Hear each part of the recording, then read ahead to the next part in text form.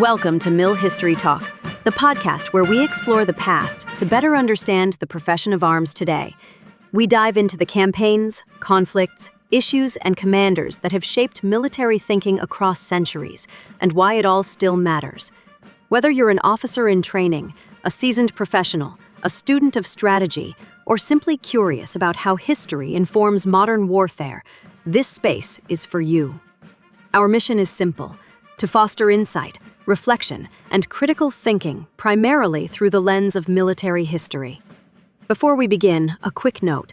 The views expressed in this podcast are of the podcast writers, hosts, and guests, and do not necessarily reflect the official policy or position of any government agency or organization. So, whether you're listening in a barracks, a lecture hall, at the gym, or in your car on the way to work, welcome. We're glad you're here.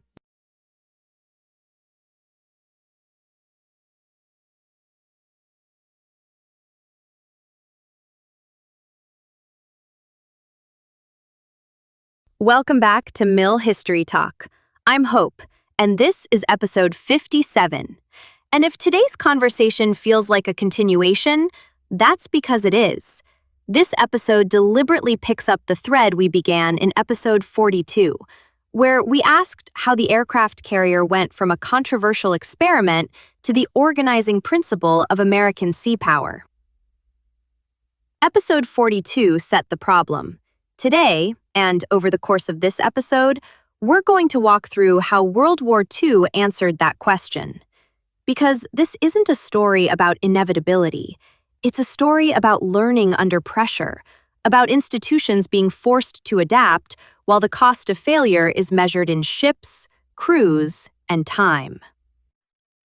Hi, I'm Brian, and that's an important distinction, Hope. The aircraft carrier didn't emerge from World War II as the dominant naval platform because it was inherently superior in every context. It emerged dominant because the war repeatedly tested competing ideas about sea power, and only one approach proved adaptable enough to survive. So here's the thesis we're working from today. World War II transformed the aircraft carrier from a contested innovation into the central instrument of U.S. naval doctrine and strategy, not through foresight or elegance, but through brutal, iterative learning in combat. And to understand how radical that transformation really was, we need to recap where the U.S. Navy was before the war. A Navy that had carriers, used carriers, and still didn't quite trust them. Before World War II, aircraft carriers already existed as operational tools.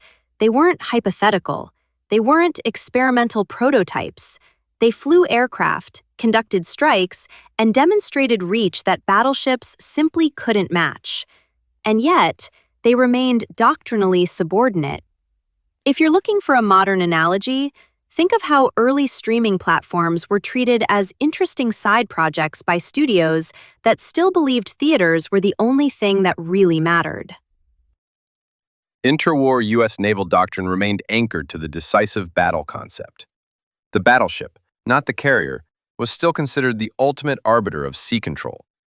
Carriers were expected to support the battle line by scouting, weakening the enemy, or protecting friendly forces, not by independently deciding the outcome of a campaign. And that wasn't ignorance. It was culture. Battleships weren't just weapons. They were identity. They shaped promotion pathways, officer prestige, and how naval success was imagined. When you've invested decades and national pride into something that massive, you don't relegate it quietly to a supporting role. Battleships were the Navy. Fleet problems during the 1920s and 1930s repeatedly demonstrated that carriers could strike deep, surprise enemy forces, and disrupt battle plans. But those lessons were often treated as situational rather than foundational. In other words, the Navy acknowledged that carriers were useful, but not that they were decisive. And that distinction matters, because when the war began, the U.S. Navy entered it with carriers that were technologically capable, operationally experienced, and doctrinally constrained. Pearl Harbor shattered the pre-war balance between theory and reality. The Japanese attack demonstrated in the most violent way possible, that naval aviation could disable a fleet without a surface engagement. And that should have settled the argument permanently. But here's where the story gets more complicated, because Pearl Harbor also demonstrated something else. Tactical brilliance does not automatically produce strategic decision. Ships were sunk, but fuel storage survived. Repair facilities survived. Logistics survived, which meant recovery was possible. The attack validated the striking power of carrier aviation, but it also exposed the limits of thinking in purely tactical terms. This is one of those moments where history quietly tells you that what you choose not to hit can matter just as much as what you destroy.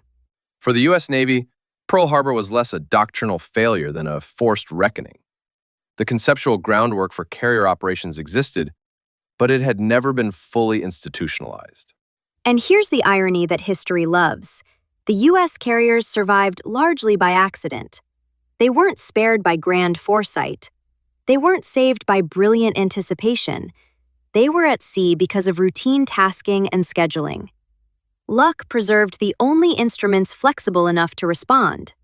With the battle line crippled, carriers became the fleet's primary operational tool by necessity. No doctrinal rewrite, no committee debate.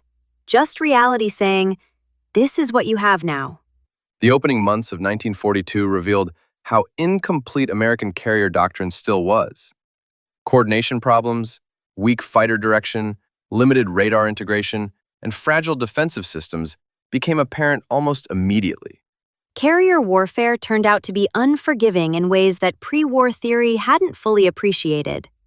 These ships were large, visible, and essential, which is a terrible combination in a war where the enemy gets a vote.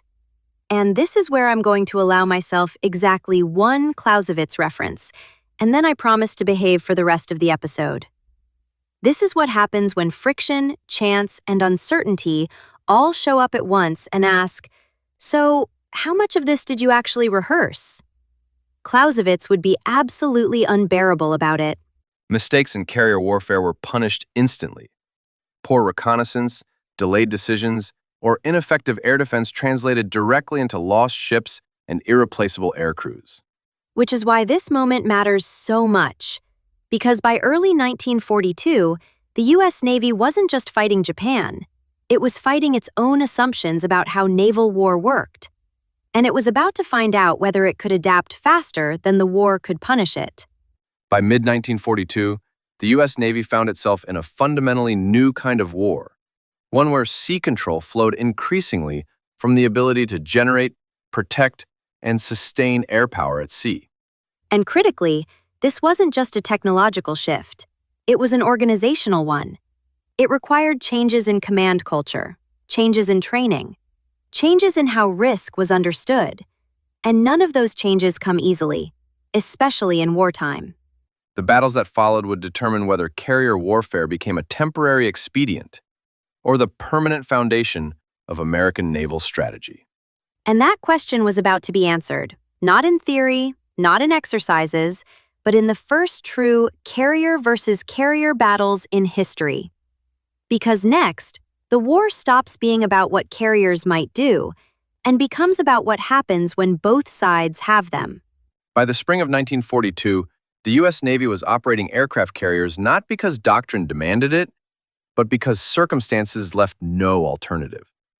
What remained unresolved was how carrier warfare actually worked when both sides possessed carriers, aviation experience, and the will to contest control of the sea.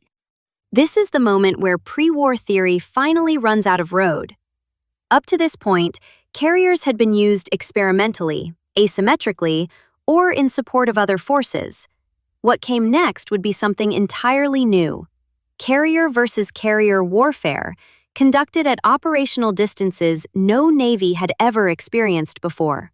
And the first test of that reality would arrive in the Coral Sea. The Battle of the Coral Sea in May 1942 was the first naval battle fought entirely by carrier aircraft, with opposing fleets never sighting one another.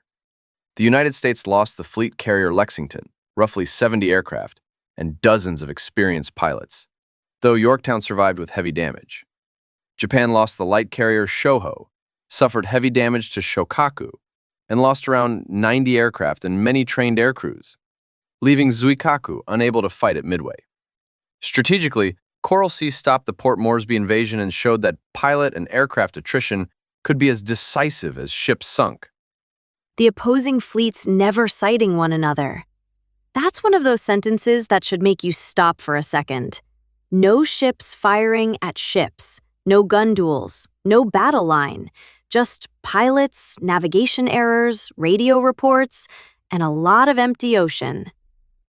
Naval warfare had officially entered the era of guesswork at scale. From a doctrinal standpoint, Coral Sea demonstrated that carriers could operate as independent task forces and produce strategic effects without ever engaging the enemy's surface fleet directly. And that's the quiet revolution here. The Japanese invasion of Port Moresby was stopped, not by annihilating the enemy fleet, but by denying access and imposing risk. That distinction matters. Coral Sea showed that denial, rather than decisive destruction, could achieve operational objectives. Which is deeply uncomfortable to a generation of admirals, on both sides, who grew up believing naval warfare was about lining up fleets and settling things conclusively. This is not Jutland. This is not Trafalgar. This is something else entirely.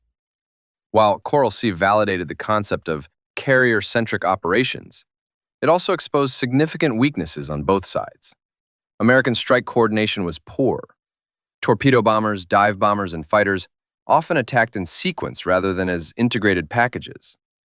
Which meant courage was abundant, efficiency was not. Pilots flew into heavy defenses without fighter cover. Attacks overlapped poorly. Opportunities were missed. Japanese aviators, by contrast, demonstrated superior tactical coordination and professionalism. Their strike packages were better synchronized and more lethal. But that proficiency came with a hidden cost. Japanese doctrine emphasized maximum effort strikes with minimal reserves. Once committed, there was little margin for error, and almost no ability to recover from disruption. This difference in doctrinal elasticity would become decisive later.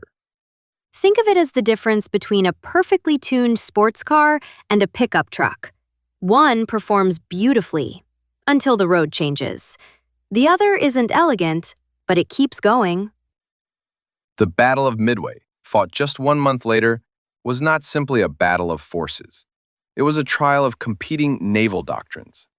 Japanese planning remained rooted in the decisive battle concept. The operation sought to lure U.S. carriers into a trap and destroy them in a single, climactic engagement. Which sounds great, right up until you realize how many things have to go right simultaneously for that plan to work. It's the military equivalent of planning a flawless heist and assuming friction won't show up. Friction always shows up. Note, I didn't say the C word. The Japanese plan depended on precise synchronization. Reconnaissance, strike timing, invasion forces, and surface fleets all had to align perfectly. They did not. Understatement of the episode. American doctrine, by contrast, had already begun to evolve, not toward elegance but toward adaptability. Intelligence integration allowed U.S. commanders to anticipate Japanese movements. Decentralized execution allowed initiative in the face of chaos. And here's the part that tends to surprise people. American attacks at Midway were tactically disorganized. They were poorly coordinated. They were costly. They often failed to hit their intended targets. But they were persistent. That persistence mattered more than tactical perfection. Japanese carriers, caught rearming aircraft under rigid sequencing assumptions, were catastrophically vulnerable. This is where doctrine really shows its value. Not when everything goes according to plan, but when everything starts going wrong at once. Japanese doctrine had no recovery mechanism. Once disrupted, it collapsed. Midway destroyed 4 Japanese fleet carriers and irreversibly shifted the balance of carrier power in the Pacific. The U.S. Navy lost the Yorktown. But the deeper lesson wasn't numerical superiority. It was this. Flexibility beats brilliance when friction enters the fight. Coral Sea and Midway also revealed a variable that pre-war doctrine had badly underestimated: aircrew attrition. Ships are expensive. Pilots are irreplaceable, at least in the short term. Japan lost over 100 carrier aircraft and the majority of its most experienced naval aviators, including many squadron and air group leaders, losses it could not replace. The United States also suffered heavy aircraft and pilot losses, particularly among torpedo squadrons, but its training pipeline and reserve system allowed those losses to be absorbed. Midway wasn't just a loss of ships for Japan. It was the destruction of an irreplaceable generation of aircrew, and that imbalance would shape the rest of the war. Japanese training pipelines were long, selective, and elite. They produced exceptional aviators, but they could not replace losses at scale. Which meant every loss mattered more than it should have. The U.S. Navy, by contrast, began shifting towards standardization, training depth, and replaceability. This was not immediately apparent in 1942, but the implications were enormous. It's the difference between a boutique workshop and a factory. One produces masterpieces. The other survives a war. By the end of 1942, several truths about carrier warfare had become unavoidable. First, aircraft carriers were no longer supporting assets. They were decisive instruments of naval power. Second, command and control, reconnaissance, and aircrew sustainability mattered as much as striking power. Third, doctrine had to survive disruption, not just optimize for success. And this is the critical shift, Brian. Carrier warfare stopped being about winning one perfect battle and became about surviving long enough to win a series of imperfect ones. You're exactly right, Hope. That realization set the stage for what came next. Because the next phase of the war would test whether the Navy could apply these lessons continuously, under conditions far more punishing than anything seen at Coral Sea or Midway.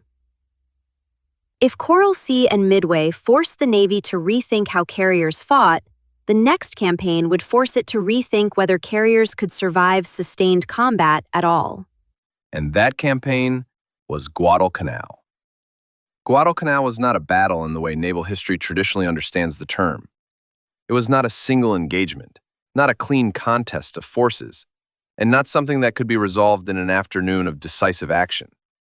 It was a prolonged campaign of exhaustion, and for the U.S. Navy, it became the most punishing test the fleet and carrier warfare would face during the entire war.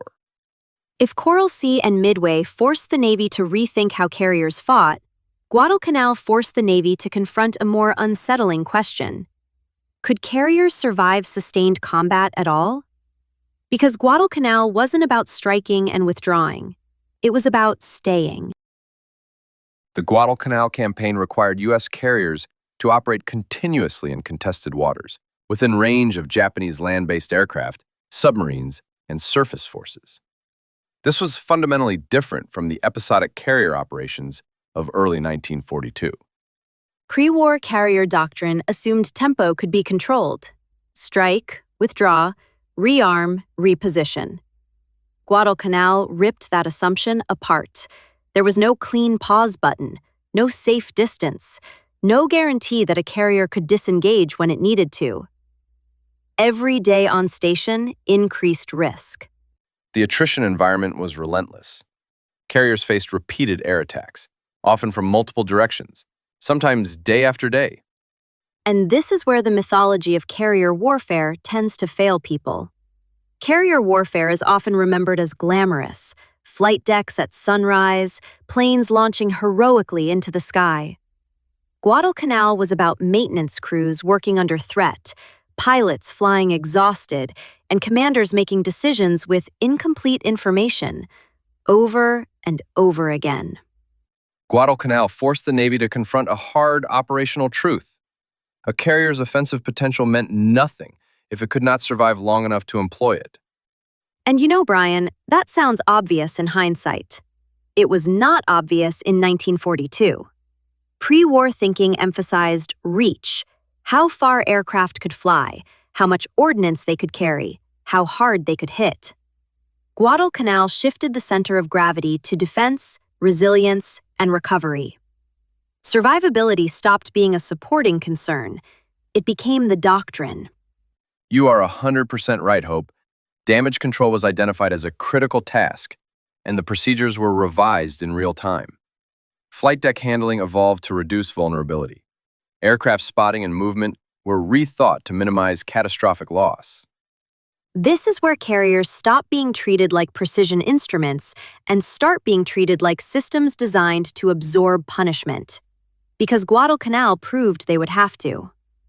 One of the most significant doctrinal transformations accelerated during Guadalcanal was the integration of radar into carrier defense. Early warning fundamentally altered the defensive battle. And this is the part of carrier warfare most people never visualize.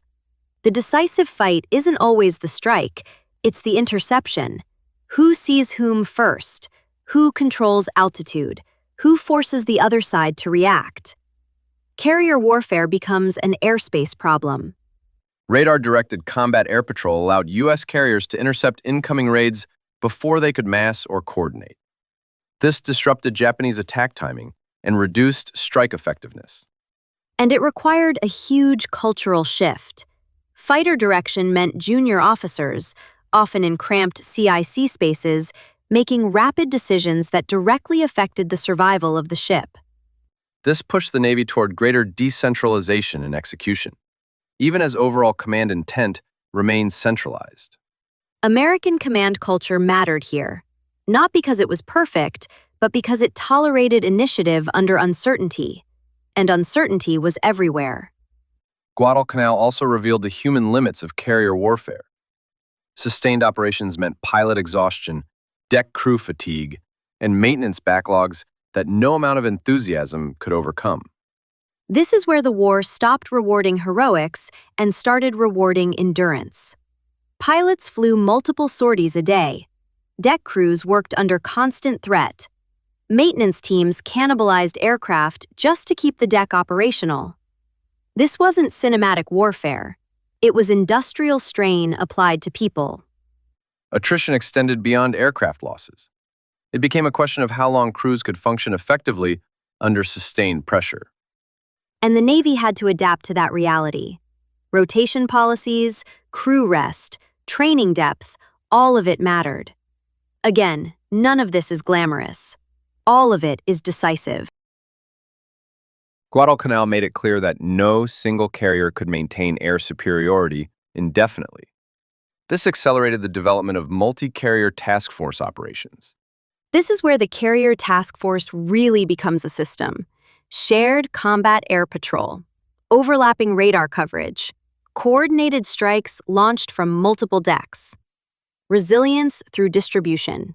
This reduced vulnerability and allowed carriers to support one another defensively as well as offensively.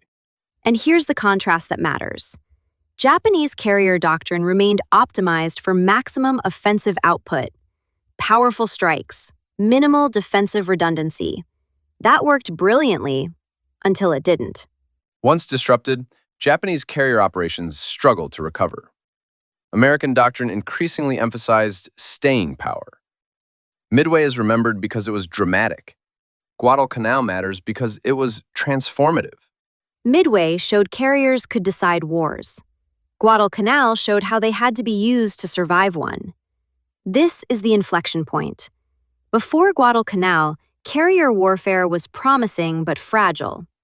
After Guadalcanal, it was survivable, if properly organized. The Navy emerged from the campaign with a fundamentally different understanding of carrier operations, centered on systems integration, defense, and endurance. And once those lessons were learned, they could be scaled.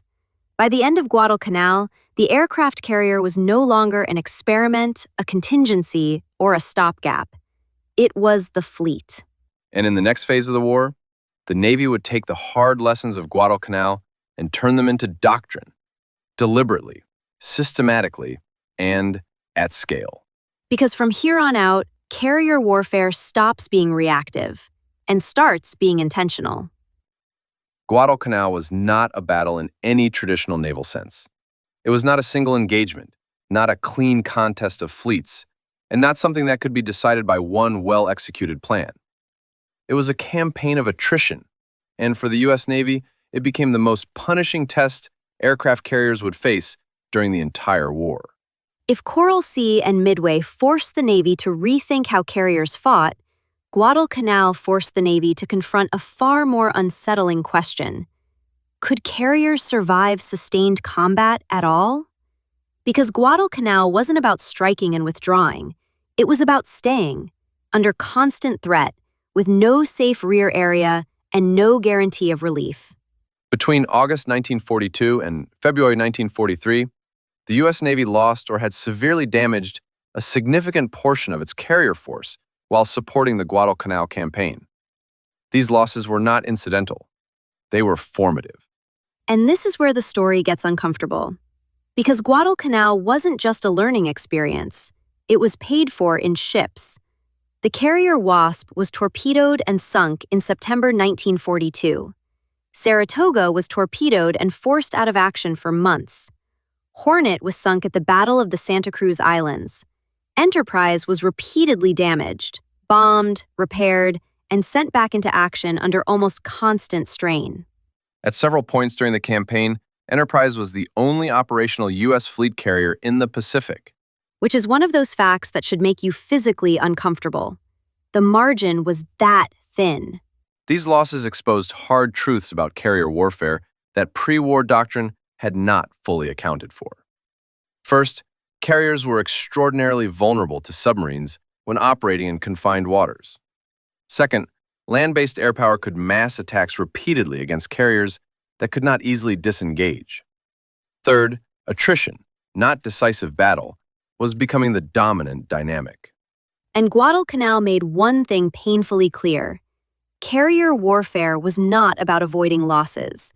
It was about surviving them. Pre-war thinking implicitly assumed carriers could strike, withdraw, and remain intact. Guadalcanal proved that assumption wrong. The loss of Wasp and Hornet, combined with repeated damage to Enterprise and Saratoga, forced the Navy to elevate survivability from a supporting concern to a central doctrinal principle. This is where the intellectual shift happens. Offense stops being the defining metric of carrier effectiveness. Survivability becomes the prerequisite for everything else. A carrier that can't stay afloat can't project power. This realization drove immediate changes in damage control training, compartmentalization, firefighting doctrine, and flight deck procedures. The Guadalcanal campaign also accelerated the transformation of carrier air defense, particularly the integration of radar and fighter direction. And this matters because many of the losses at Guadalcanal occurred when carriers were surprised, saturated, or forced to react too late. Radar changed that timeline. Early warning meant carriers could intercept incoming raids before they massed. Fighter direction meant CAP could be vectored efficiently rather than orbiting blindly. This reduced the effectiveness of Japanese attacks and, over time, lowered loss rates. But it also required something deeper than technology. It required trust. Trust in junior officers making rapid decisions under pressure, often with incomplete information. This reinforced a broader cultural shift toward decentralized execution within carrier task forces. Which, again, mattered because friction never shows up politely. Carrier losses during Guadalcanal were not limited to ships. Aircrew attrition was severe. Many of the most experienced American pilots of early 1942 were lost during the campaign. This is where Guadalcanal quietly exposes another flaw in pre-war assumptions. Elite pilots are invaluable, but wars of attrition consume elites first. And Guadalcanal was nothing if not a war of attrition. The Navy responded by accelerating training pipelines, standardizing procedures, and reducing dependence on irreplaceable individuals. Again, not glamorous, completely decisive. This is where the Navy starts building an aviation force designed not just to win battles, but to outlast the enemy. The loss of individual carriers reinforced another lesson. No single deck could bear the full weight of sustained operations. This accelerated the move toward multi-carrier task forces. Which is really about risk management. If one carrier goes down, the mission cannot collapse with it. Shared CAP. Overlapping radar. Distributed strike capability. Losses drove resilience. Japanese doctrine, by contrast, remained optimized for concentrated offensive power, powerful strikes, limited defensive redundancy. Which meant every loss hurt more. The U.S. Navy was learning how to absorb losses and keep fighting. Japan was not. Midway shifted the balance of forces. Guadalcanal reshaped the institution. Midway showed carriers could decide wars. Guadalcanal showed the price of learning how to use them and forced the Navy to pay it. After Guadalcanal, the U.S. Navy no longer thought about carriers as fragile assets to be preserved at all costs. They were understood as central assets that would take losses and had to be designed, crewed, and employed accordingly. That understanding made everything that followed possible. By the end of Guadalcanal, the aircraft carrier was no longer an experiment or an expedient. It was the fleet, battered, bloodied, and finally understood. And from that understanding came doctrine, deliberately constructed, systematically applied, and scaled for a global war. Because the next phase of the war wouldn't be about survival alone, it would be about dominance. By the beginning of 1943, the character of carrier warfare in the Pacific had fundamentally changed. The United States Navy was no longer improvising under crisis conditions. It was deliberately applying hard-earned lessons, and doing so at increasing scale. This is the phase of the war where carrier operations stop feeling fragile and start feeling inevitable. Not because the enemy disappears, not because risk goes away, but because the system finally works. To summarize, 1942 was the year that made the aircraft carrier, but it was not easy. At the start of 1942, the United States Navy possessed 7 fleet aircraft carriers on paper. In practical terms, 6 were relevant to the Pacific fight: Enterprise, Lexington, Saratoga, Yorktown, Hornet, and later Wasp. The USS Ranger, the oldest U.S. aircraft carrier, remained largely tied to the Atlantic and training roles. That's the entire margin.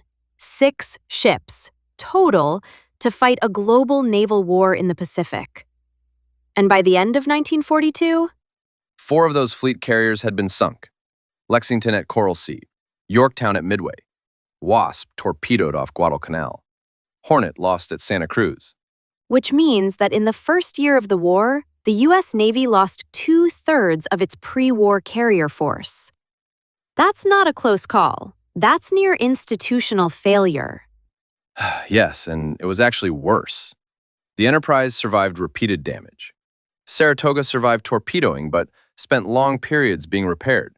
At several moments in late 1942, the U.S. Navy had 1 operational fleet carrier in the Pacific. 1. Which should permanently cure anyone of the idea that carrier dominance was inevitable.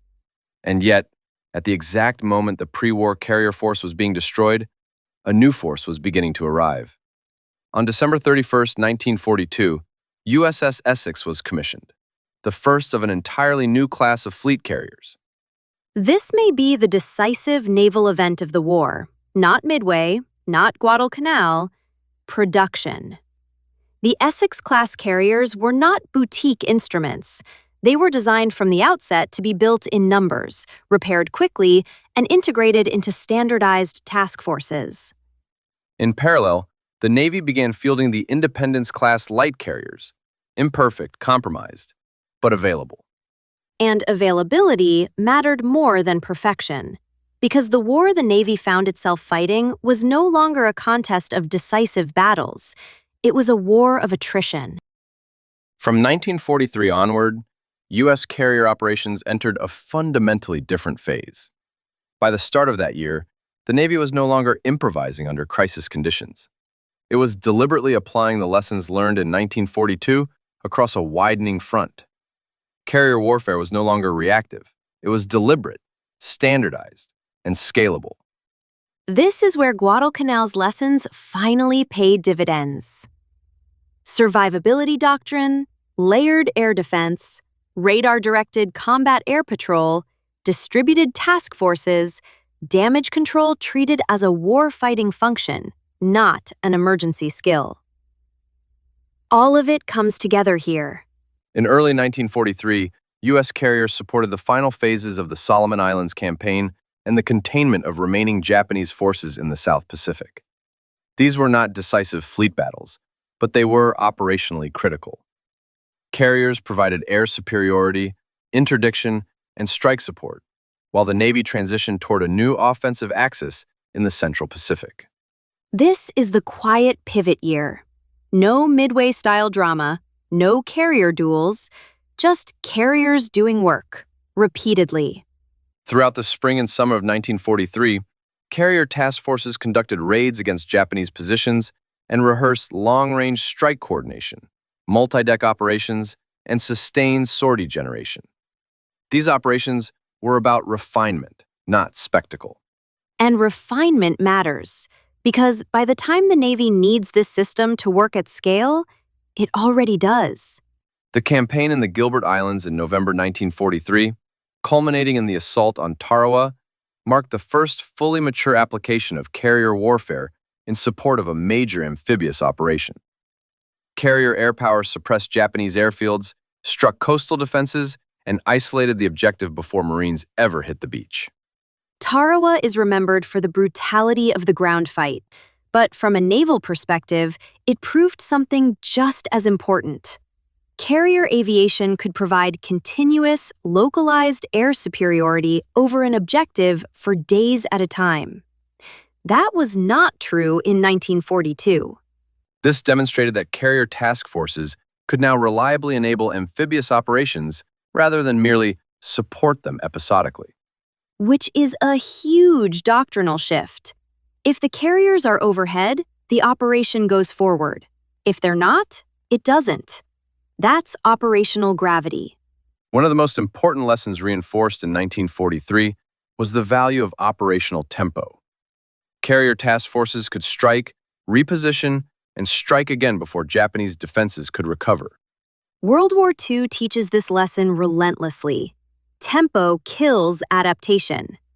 If you force your opponent to react constantly, they stop learning and start improvising.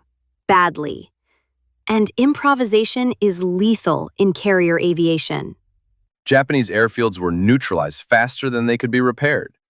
Aircraft were destroyed faster than they could be replaced. Pilot losses compounded with every cycle. Which marks the quiet revolution. Carrier warfare stops being about decisive moments and becomes about sustained dominance. Equally important is what the carrier force itself looked like by the end of 1943. By December, the U.S. Navy had approximately 14 to 15 aircraft carriers operational or assigned to the Pacific. That included 7 fleet carriers and 7 to 8 light carriers. Pause on that for a second. At the start of 1942, the Pacific War was fought with about 6 relevant fleet carriers. By the end of 1943, multiple carrier task forces, redundant decks, depth. This force structure fundamentally changed how risk was managed. No single carrier loss threatened the entire campaign. Missions no longer depended on the survival of one ship. That's the difference between gambling and operating. The carrier force stops being precious and starts being replaceable. And replaceability is what wins wars of attrition. There is no single decisive carrier battle in 1943, and that absence is the point. Carrier warfare had matured to the point where catastrophe was no longer required to achieve results. When doctrine works, it looks boring. When it fails, it looks heroic. 1943 looks boring because the system finally works. By the end of the year, the U.S. Navy had learned how to fight a carrier war continuously, at scale, and with acceptable losses. Which is exactly what a war of attrition demands. The Marianas Campaign in 1944 represented the full maturity of U.S. carrier doctrine. Fast carrier task forces operated as integrated systems, combining fleet carriers, light carriers, escorts, submarines, and surface combatants into a cohesive whole. This is the moment where carrier warfare looks less like experimentation and more like choreography. Everyone knows their role. Everyone knows the timing.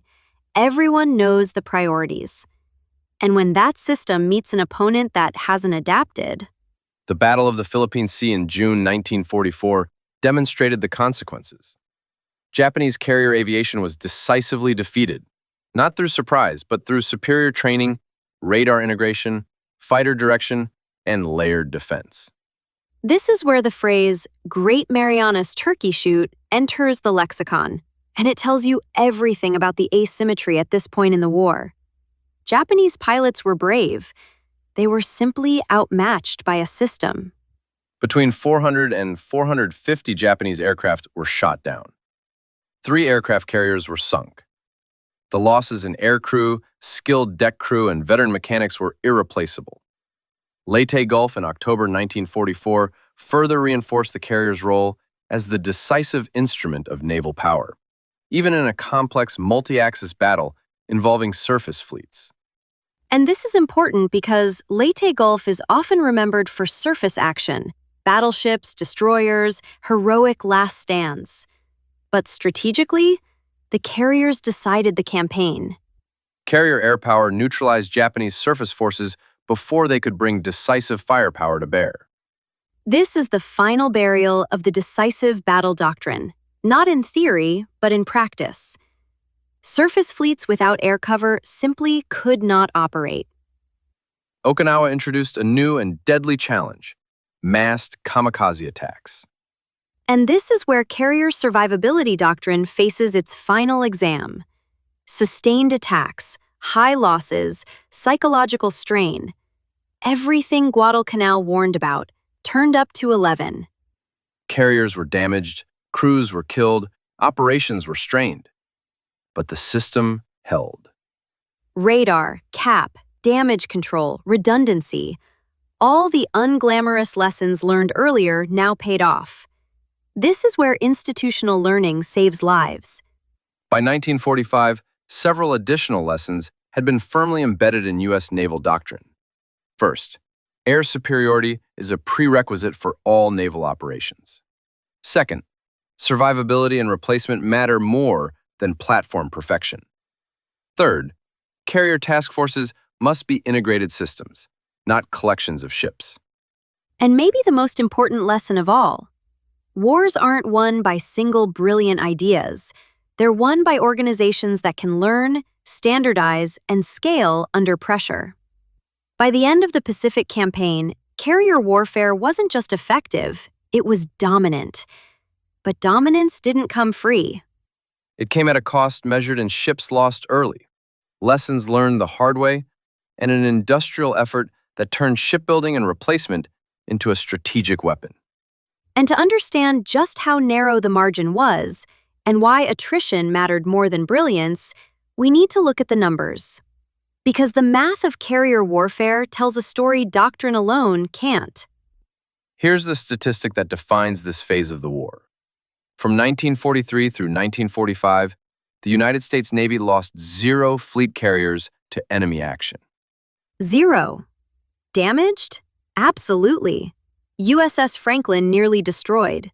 USS Bunker Hill savaged by kamikazes. But sunk? None. This was not because the enemy stopped trying. It was because U.S. carrier doctrine, defensive systems, and redundancy had matured to the point where losses could be absorbed without catastrophe. That's not invincibility. That's institutional resilience. By August 1945, the U.S. Navy had over 24 Essex-class fleet carriers commissioned and operational, along with the newly commissioned Midway. In total, 28 fleet carriers augmented by 9 light carriers and over 70 escort carriers, an aircraft carrier force with over 100 combat ships. Compare that to where the war began. 6 relevant fleet carriers, 4 lost in 1942, and by war's end, an entire carrier navy. This is what winning an attrition war looks like. Japan, by contrast, never recovered from its 1942 losses. Its training system collapsed. Its industrial base could not replace carriers or aircrews at scale, and its doctrine never fully adapted to sustained defensive warfare. Japan lost the carrier war in 1942, but it lost the War of Attrition between 1943 and 1945. And those are not the same thing. World War II did not prove that aircraft carriers were invulnerable. It proved something far more important, that institutions which learn faster than they bleed can survive wars of attrition. Carriers became central not because they were perfect, but because the Navy learned how to replace them, protect them, and fight through losses. Doctrine followed reality. And that story doesn't end in 1945. Because the Cold War takes this World War II forged carrier force and drops it into a radically different environment. Nuclear weapons, jet aircraft, guided missiles, submarines, and global deterrence. Same ships, completely different rules. In a future episode, we'll ask whether the aircraft carrier could survive that transition, and how a platform built to fight World War II adapted to a world where everyone suddenly had missiles, radar, and very strong opinions about escalation. Until then, I'm Hope, reminding you that history isn't about what had to happen. It's about who learned fastest, while everyone else was still arguing doctrine. And Brian, I promise, when we get to the Cold War, I'll only complain about PowerPoint once. I don't believe you.